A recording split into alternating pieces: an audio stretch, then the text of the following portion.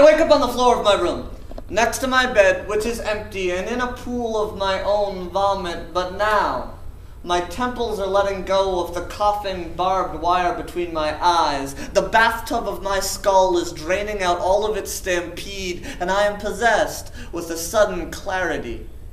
After the fever, the collage of panic sweat visions lays down its swoop, crash, and shake. The teeth of broken shard moments dislodge themselves from my cerebellum. I am overfull, with amber hot snapshots making sense of all that's sharp and noisy in my head. The train dreams and ocean keening, my screaming blood, and the empty spaces of snowflakes. After the fever, this is when I am alive, when pain shakes me human, when the breath of hurricane leaves my body, when the storm breaks, or when I step into the eye of a larger weather pattern. I keep telling the same story again. I wake up on the floor of my room, next to my bed, which is empty, and in a pool of my own repetitive behavior. When I reach this moment, trembling, frothing, I am everywhere I have been when I am like this. I am 16, seasick on the bus, sneaking home under the cover of Sunday. I am 19, flailing exhibitionist, a bloody and nauseous experimenter with self. I am 24, retching at the foot of Boston, my practiced stomach,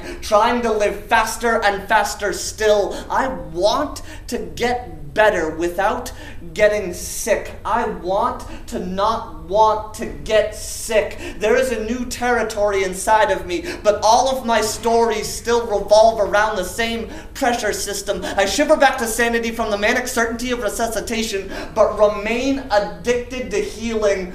This is when I am alive. When the gusts of lightning sever the kite strings to all of the voices in my head, in the quiet, after the fever, I am nowhere but inside of my body. My throat is a jet of flame, my lungs are full of snow, my chest is a tree that burns as it grows, my body is a canoe. I am following the river of story out of the mouth of this cave. All that I've learned in my life is how to survive. I need to know what happens next.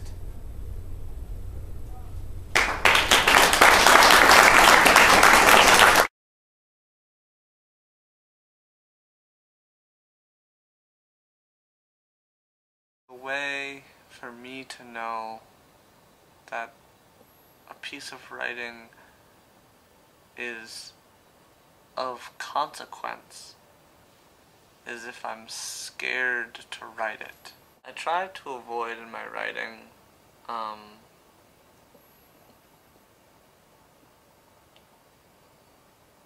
easy morals.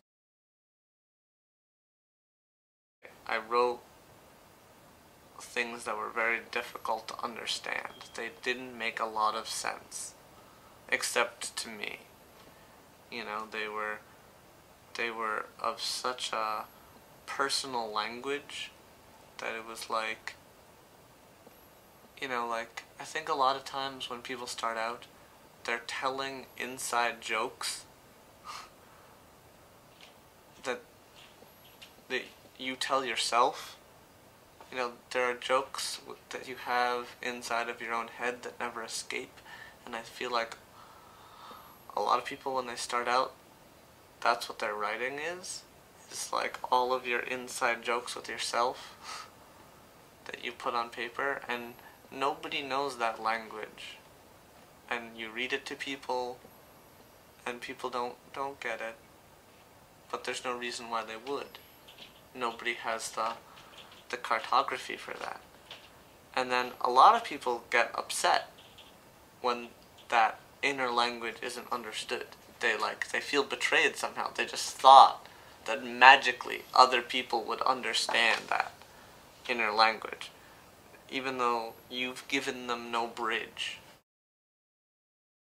I felt like it was an outline, you know, for a poem. I didn't feel as though it was a complete poem.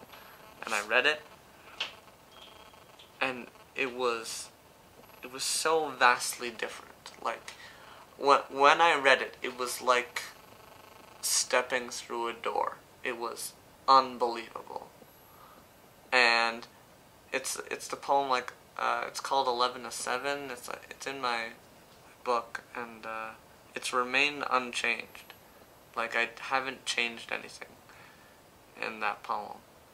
And I didn't, like, when I wrote it, I didn't think it was a poem. I was just not reading the type of poetry that you were hearing a lot at the Cantab when I started going.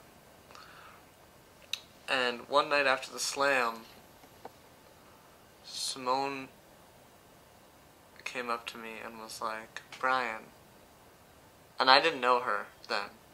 She was like, Brian, I really like your work, and I love how, like, smart it is, and how quirky it can be sometimes, and I love how imaginative it is, and I just wish that you were reading it to an audience that could really appreciate it.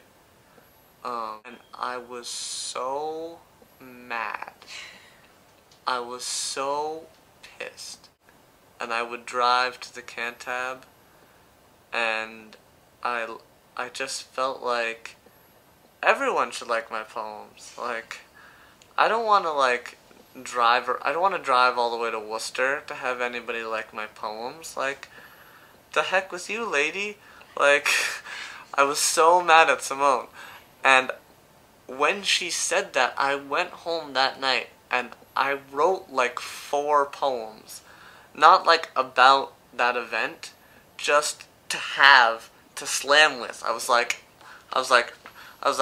alright, you don't think I belong here? I'll prove that I belong here. And I just started writing a lot because I was mad.